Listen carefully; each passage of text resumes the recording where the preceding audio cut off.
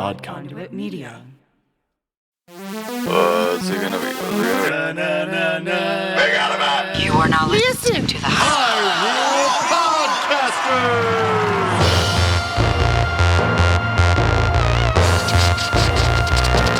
Rumble, rumble.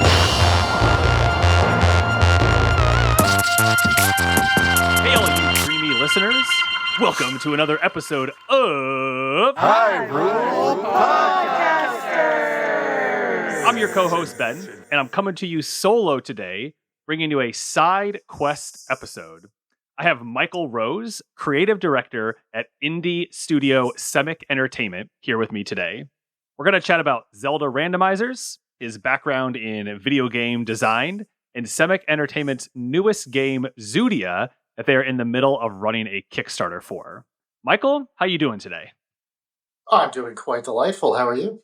Yeah, doing really well. Definitely enjoying this hot boy, hot girl, hot person summer here in the district. That's right. Got in from the dog walk today, and I was drenched just from like walking a mile around the block. So that's always a good sign of summer here. So it's a good reminder we live in a swamp. It is. Yeah. So you're joining me not in the studio, but we are close by together somewhere here in the area. Indeed. So you reached out on Twitter telling me about some of the exciting stuff that you all are doing. I watched a really great video of you at MagFest and some of your thoughts around video game design. So I just thought we'd kind of have a really nice open conversation here, and I really thought we'd start by. You all have this new game that you are currently kickstarting called Zoodia. And one of the things in the promo for it is talking about how taking elements of game randomizers. And I thought there may be quite a few people that aren't quite sure like what a randomizer is and how it works. I thought maybe I could tee you up there and you could let us know like what exactly is a randomizer, how does it work, and what's the purpose behind it? So basically a randomizer is a hack or a mod of a game that randomizes all the items in the game. And they usually go further than that. You can randomize the enemies, you can randomize the internal rooms, so it gets really wild to try to navigate. And it gets particularly interesting when you randomize a Metroidvania or a Zelda game, because that has inherent logic built in, where like you need to use the hook shot to get across, right? Stuff like that. So when you randomize that, if you have this logic that you can then read, and it becomes much more interesting in terms of both racing and just playing in general. So. I think my main experience with randomizers is at the Summer Games Done Quick series. Oh, yeah. Right. A lot of people have seen it there, Yeah. And in particular, the Super Metroid Legend of Zelda Link to the Past randomizer, where you're playing the two games at the same time, moving back and forth between the two games. And there are items from each game inside the other game. And it's usually done, at least how I've seen it, like in a co-op mode, where there are two people playing kind of the same map independently, but kind of working with each other. Yeah, so SMZ3, or Super Metroid Zelda 3, is the mashup you're talking about, where they literally, the entrances to, like, there are just certain rooms that aren't really used much in the games that are then glued together between the games. It's very wild. It's pretty cool to like rapidly switch between games. There's also a place called Archipelago, which is a big multi-world randomizer idea. So that with multi-world, the idea is that you have multiple people playing multiple games, and the items of all the different games are shuffled amongst all the different games. So it's a way to sort of play with friends, and you can sort of play different games. Everyone can play whatever game they want as long as Archipelago supports it.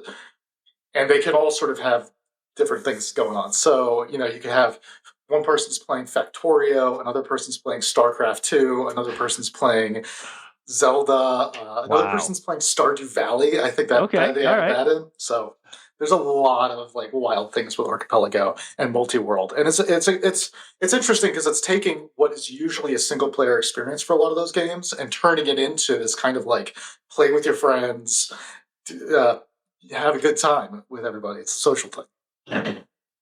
Yeah. So tell me more about, you had mentioned kind of the logic needed when you're creating a randomizer. Talk a bit more kind of about that and how parameters have to be set to make sure you can actually beat the game. Because like you were saying, if I show up and need the hook shot, I don't have the hook shot. Like how do game randomizers and the people that are designing these kind of work out that logic? Yeah, I mean, a lot of that is like algorithms. The sort of the most recent way that I've understood how to do it, I programmed it into Zoodia myself. I'm trying to like figure this all out. So it's using a lot of graph theory, this like nodes and edges kinds of concepts where like you need an item to go across an edge. So like the game sort of is all mapped out in this kind of graph logic way, and you use that to sort of randomize everything to make sure that it's always beatable. That's so I was a high school math teacher, but the network theory, I mean, that's kind of advanced. I mean, that's definitely an advanced level of mathematics. I feel like once you're past more than like 7 nodes, it becomes very complex to try and find like optimized routes.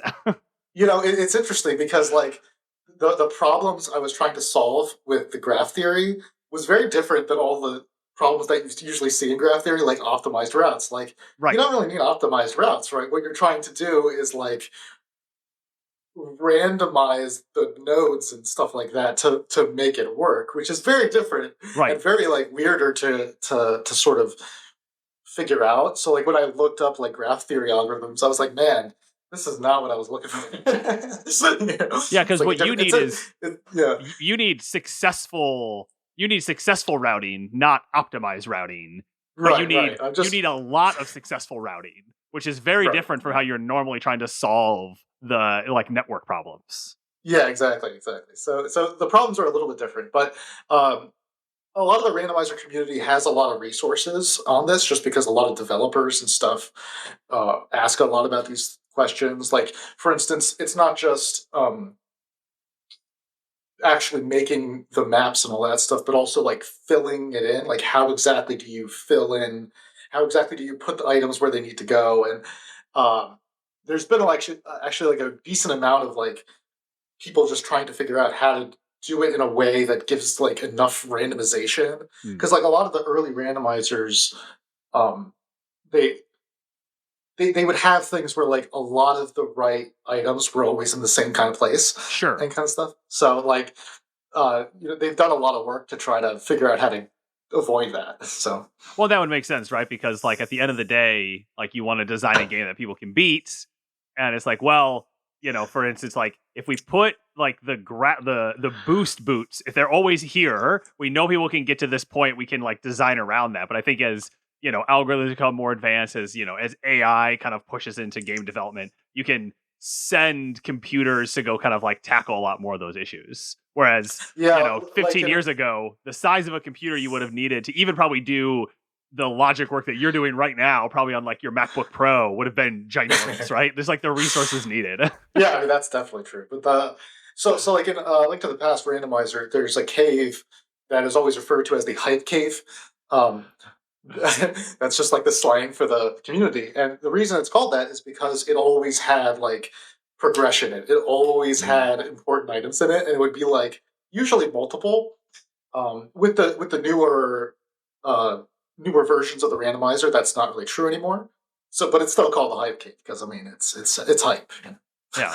Those games, the names don't change even, because if you watch kind of any like the speedrunning community, every segment has a name. And even if like it was named 15 years ago and nobody does the thing anymore, it's still called that particular like code name because that's how everybody knows it. Yeah. So, what's your background in design and game design? Are those two things linked? Is that something that you've been doing for quite a while? Certainly not at this. Zoodia is definitely the biggest thing I've ever tried to create. It's not just me. I'm working with a studio, Simeck Entertainment, and it's about a dozen people working on the game right now. So this is definitely a large project with a lot of people's hard work and effort into it.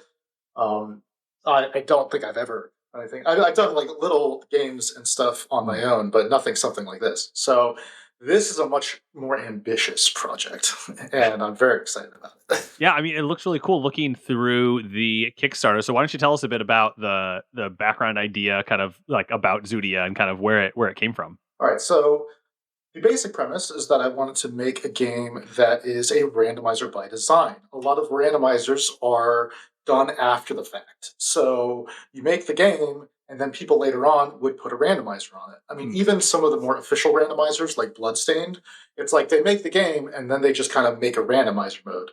I wanted to actually have the randomization like part of the game and actually design the game with randomization in mind.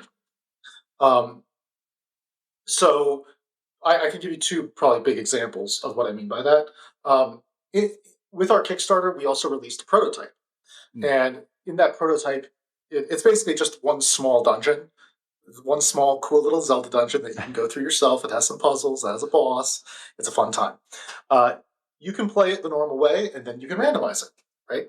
So when you're randomizing, you can also select a little toggle that says alternate items. And that will replace the dungeon item with two different items. So the normal dungeon item is a hen that shoots eggs. And you can also replace that with the goose or the hover boots. The hover boots will let you cross a gap. The goose, it's goofy enough that I want people to find out on their own. Cool. A little untitled goose game action, maybe. Right. So all three of those items can get you to the boss, right? Okay. But they all work pretty differently. So like that's kind of what I'm talking about with like having the randomization in mind. Thinking about how we can design the dungeon and design things when you have multiple routes and multiple item possibilities. There's a second big thing that I'm doing to build the game as a randomizer, and that's this concept of alternate dungeons. What we wanted to do was you beat the game, or you beat a dungeon, and you say, okay, I beat that dungeon. We're going to have 3 variations of each dungeon. So the idea is that when you randomize, it could be any one of those 3 variations. This is based on Ocarina of Time randomizer, which, if you don't know, you can actually mix in Master Quest dungeons into Ocarina of Time dungeons. Okay. So, like, you don't know whether it's going to be a Master Quest dungeon or a vanilla dungeon. And this is the same kind of thing, where you don't know whether it's going to be variation A, B, or C. And so that's kind of what we're doing. And that kind of goes into by the way, that does mean after you beat the game, there's still more dungeons to play. Right? Very cool. That's very fun. I should say this does go into the sort of lore and the story of the game. It's always the best, right, when game mechanics do align with kind of the story you're trying to tell, and they play back and forth on each other, right? Yes. So the idea is that there were these 3 great architects from long ago, and they all built the dungeons. Of course, which one built which dungeon is what's randomized. So you know that the dungeon is being built by one of them, but you don't know which one, and you'll find out as you play the game. So, as I go into the story, let's talk about the fun world that we've created. And it's this big, fun animal world, so everybody's an animal. And it's themed around the Zodiac. So, like Capricorn and Aquarius and all that stuff. Right. So, the first dungeon you enter in the prototype is Ares. And Ares is the ram. Okay. In the actual Greek mythology, it is, in fact, the ram of the Golden Fleece.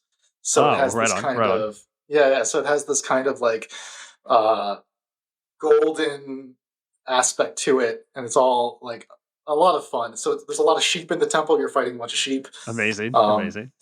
And in the prototype, you get to be a dog. Okay. You get to be a delightful little dog guy. Can you pet yourself? Good question. Can you pet yourself? Not yet. Not yet. We'll put that in the main game, I'm sure. Good. There's got to be some way to do it. You got to. He's a good boy. He's a good boy. He's a good boy. We do plan on having multiple protagonist possibilities. You'll also see, like in the Kickstarter, there's also like a cat that's kind of dressed the same way, that has the same weapon. It's because we want to have a cat as well, right? So we're going to have multiple possibilities of playable characters. So that's also a big fun thing. Yeah, I was looking at some of the artwork in it, and the cat looks pretty cool. I gotta say, cat looks pretty really cool. There's some like really great designs. that have been done by our artists. I am not an artist, but those are like amazing designs. There's also you'll also see the Zodiac wheel that we kind of developed ourselves, but I think is pretty cool. Yeah. All the different symbols that we kind of made up for that. Yeah. So as far as Simeck Entertainment and the people that are there, what was the original idea behind creating this particular game? So Simeck Entertainment actually, before this, was more of an animation studio. Okay. So they have a lot of pitches for cartoons and things like that. That's a lot of what they do. I pitched this game to them, basically. Okay. And I said, like, we should try this out. I think this would be really cool. And when I explained the idea to them, they were like, all right, let's do it. They were excited too. Very cool. So yeah, we initially, the main issue was trying to find programmers and things. So I'm one of the main programmers on the team because it is like an animation studio. So we were like, this is technically Simeck's first game. Okay. But I mean, we've done like a really, really good job. I think we've done a phenomenal job getting this going, and we have like a prototype to prove it. You can play it yourself. So I definitely encourage people to check it out. Yeah, that's all linked in the show notes. So if you wanted to check any of that, I definitely would encourage you. It's pretty cool. So you mentioned that you're not on the art side, you're on the design side. You mentioned that you have done some programming in the past. Is your day-to-day work programming, like outside of this project? Like, is that what you're doing and kind of your main gig as well? Well, actually, I mean, I actually came on to Simeck Entertainment as a musician. as a composer. Wow. Okay. Yeah, so I was doing composing for their cartoons and stuff. I also do like as a day job, I do like security engineering and coding and stuff. So that's not too far from what I'm doing, but but yeah, so that's what I'm doing. Pulling back to kind of this overall idea of randomizers, you were at MagFest a little while ago and gave a really great talk there, kind of about the history of randomizers. And because everyone may not have watched that video, of course, I was just wondering if you could give us just a bit of this like background about like where randomizers kind of even like where did the idea originally even come from? I think it's a pretty cool story. Yeah, no, I definitely encourage people to check out the talk. I think I did a pretty good job being entertaining. People laughed at my jokes. That's just how I know it's a successful panel. But yeah, the randomizers kind of started with like Pokemon, because Pokemon has a lot of hacks in general. There's a pretty large ROM hack community around Pokemon, and randomizing the Pokemon is relatively straightforward. You're not going to run into a lot of unbeatable seeds. I mean, I suppose it's possible if you can't get cut before HM1. That's what I was going to say. Yeah. I was like, that's cut? the like, yeah, I mean, I when I think about it, I'm like, how often could that possibly happen where you can't find a Pokemon that can learn cut? But, so yeah, I think Pokemon is really where a lot of the randomization started, but it really started getting a bit bigger and more interesting in about 2016. That's when like Ocarina of Time randomizer came out. That's when Link to the Past randomizer came out. I think the Super Metroid randomizer was around for quite a while, but it started getting a little bit more interesting. And in 2018, that's when randomizer came to GDQ. And so that brought in a huge amount of people into the community. And just a lot of people saw it, and a lot of people were like, this is really cool. Because it really is different than any other genre out there. The whole concept of the logic and the randomization of the logic is really very different than anything I've played before. It's a unique gaming experience, and people should check it out. Yeah. Well, yeah. Speaking of checking it out, so let's say someone's listening to this. They check out the Kickstarter, they think it's awesome, but they're like, you know what? I can't wait until this is done. I want to try something. I'm thinking, so let's say someone boots up Link to the Past randomizer. How even do you start approaching beating a game like that, even getting started? Because I'm thinking like, okay, if I'm playing it normally, I wake up, I get my shield, I go up, I get the lantern, I fall down the hole, I talk to my, but I think in the randomizer, like it's an entirely different way of approaching the game. And so how do you even, without kind of giving away, too much, because that's part of the joy in it, like what is even starting a randomizer look like? Well, I mean, there's definitely a lot of resources for the big ones anyway about how to get started, and just like this is how you do everything. And then there's even resources on like, here's a lot of the traps people fall into. Here's a lot of things you might want to know before you dive into this adventure. But honestly, it's the kind of thing that you can just check out. You can also, there's a lot of places like on Reddit where you can just like ask, like, hey, I'm stuck. Where do I go? And you can also find trackers online, which will also help you not get stuck.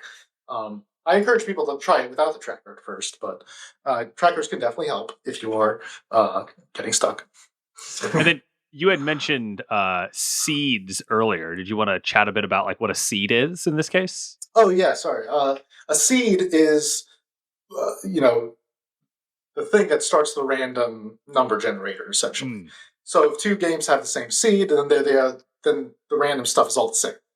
So if one of the fun things to do with randomizers is to race them.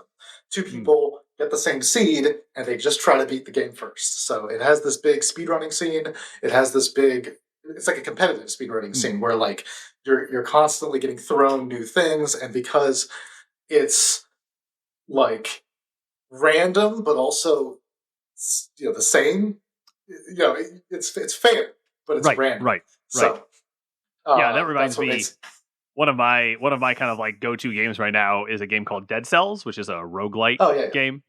And it has a seeding functionality, so you can like play with other people, challenge other people, play the same seed, see who can do it like faster and things like that. I think designs like that, even in a game like that game, has randomness in terms of like the weapons you get, where the enemies are placed, where the rooms are, but it's not random in the same way because you're not like collecting items. You're just trying to get through a 30-minute game kind of as fast as humanly possible. Yeah. I mean, it is. Randomizers are similar to roguelikes in the fact that they have the seeds, and that is a big part of how things work. But they don't really have the logic part. So like, it is a bit different. So but yeah, a lot of that's pretty interesting. There's also a lot of different ways to play. There's a lot of different like options in a randomizer. For instance, whether you want to randomize enemies or you can make the game harder. You can shuffle the keys everywhere. Sometimes you can do weird things like shuffle the bosses in Link to the Past. That can all affect the logic, but it can also like some of these game modes have become very popular in themselves. One of them is cross keys, which is shuffling the keys everywhere and also shuffling the entrances everywhere. So you're going, you walk into walk into the sanctuary and it's scanning or something. Oh wow! Okay. Something where like it really kind of jumbles up the game, and that's become sort of like a very popular mode to play. And so like they have their own cross keys tournament that you can join, and I almost think it's akin to like Magic the Gathering with like different formats where like people kind of like get into the different modes of how to play. But it does mean that as a player, you can kind of like pick and choose what you like. There's a lot of personal preference with all these different modes. But at the same time, there's a lot of variety, so you can just try different things. So it's an interesting combination, and you don't it's hard to think of a lot of kinds of games that do that a lot. Yeah, and even like you were saying, it's almost like the accessibility of these games is very like you can really tweak your approach to them, right? Like so, like I'm thinking like Super Metroid. There's a difference between like key items are switched versus key items might be in a random missile container in a random part of Brinstar level of randomization, right? There's kind of like there's a range of randomization we can get in our items when you're trying to when you're picking how to play one of these games. Yeah. I mean, that's definitely true. So yeah. So and for instance, in Zelda, a lot of times in especially the 2D Zeldas, there's the question of do you start with the sword? Do you start with the sword? Because sometimes you just want to start with the sword, but other times, there's usually a swordless mode where you just never get a sword, and you gotta figure out how to fight stuff without a sword, which is actually a very educational thing. You learn how to use the rest of your items. Yeah, that's like I'm watching this. There's this YouTuber. His name is Ryukar. He does a lot of Mario Maker, but he just decided. So he had never played the original Legend of Zelda. He never played it. He knew obviously some things because some things just from being in the video game world, but he never actually played it. Right. And so watching him play it, and one of his big things is like he never got the white sword or the magical sword because he just didn't know. And he found both of them, but wasn't able to get them because he didn't have enough heart containers at the time. Right. But he found the magic rod, and that's his main offensive weapon. He just runs around, and he's like, wait, if I hit them, like not with the beam that shoots out, but with the actual like rod, if that like hits them, it must be like the power of like a white sword, I think. Not like the magical sword, but it's definitely at least powerful as the white sword. Because he's like taking all these things out. It's just so funny to see somebody approach a game in a way like I've never thought about approaching that way, because like I've always gotten the swords because I know where the swords are, right? And he's just like sitting there just being like, well, I guess I'll use this more powerful thing to like whack everything with it. I do know that Z1R does have a swordless mode. Wow. Okay. Z1R definitely has its own scene, and Z1 and Z2 have a different way of making the dungeons. Okay. They're actually kind of like, they're almost procedurally generated in the actual game. Okay. So like in the randomizer, they can sort of be procedurally generated just because that's kind of the way they're built. That would make sense. You'll see like the same chamber is, you'll see like it's the same, the same setup chamber with different enemies. That's because that's actually the way it works. It's the same chamber with different enemies. Yeah, that seems quite, I feel like for me, that seems quite approachable. I've actually done, Zelda 1 is the only game I've ever done a speed run of. Like, I feel like I kind of know that game. And so I think like I doing a randomizer for me, I think would be pretty fun for that. Cause like, well, I know where all the items are, so I could at least find where they've all been randomly put then, because I at least have an understanding of like where items are going to be. So if I wanted to try that, like what are the steps to actually like trying out like a randomizer? I mean, first step would probably just be Googling it. Google it. Okay. Google it. All right. Yeah, Google it. And then it'll tell you how to, patch your ROM to randomize it. Okay. Very cool. You just have your ROM, patch the ROM through the randomizer. Usually it's just an online thing. Okay. The ROM pops out a random thing based on your settings, and then you just try it out on your emulator. Very cool. So there you go. Well, maybe I'll have to. They made it very easy. It sounds like time. it. It sounds like it. Yeah. I think I would definitely, if you're interested, I mean, Z1 is pretty interesting. It's also like one of the shorter games. So like, that's what I'm thinking. Yeah, it's approachable. Like in a day, like, okay, yes, I could spend an hour or two and, work my way through this. Well, yeah, maybe that'll have to be the next side quest is Ben attempting a randomizer of it, because why not? It sounds like fun. So. Yeah, I definitely encourage everyone to try out randomizers. Try out my prototype that has a randomizer built in. In fact, it even does have a room randomizer built in, where it will jumble up the rooms of the dungeon. So like, very cool. It is actually pretty wild. It's a good introduction to randomizers because it's just a single dungeon. It's not too crazy. So gotcha. Excellent. Well, Michael, thanks so much for coming on. Anything else that you wanted to let folks know about before we part ways here?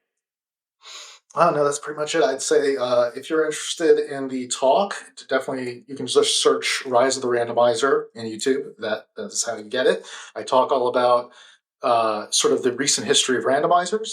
Definitely check out my Kickstarter, Zoodia. We are trying to make an awesome game here. And there is a prototype with that game that you can play. So definitely check that out as well. So, and everything will be in the show notes. Michael, I wanted to thank you so much for coming on the Hyrule Podcasters, and we will talk to you soon, I'm sure, once Zoodia comes out. Thanks so much for your time today. All right. Thank you for having me. This has been great. All right.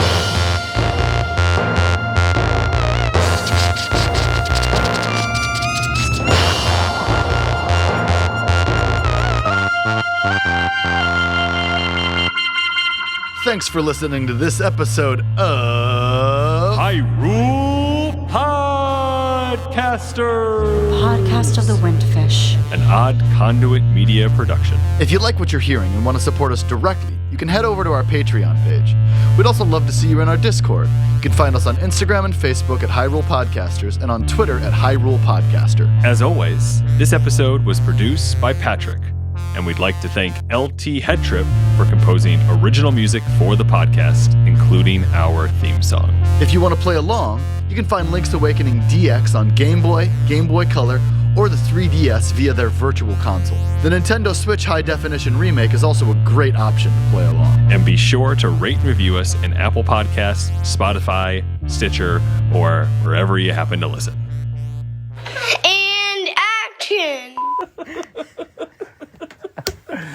All right, so we'll all say Hyrule Podcasters. Why are we doing this? Because we're in Sweden. I didn't get to record this episode with Ben. Okay. Ready? 1, 2, 3. Hyrule Podcasters! Incredible job. Why are we doing this? Gosh. Conduit Media.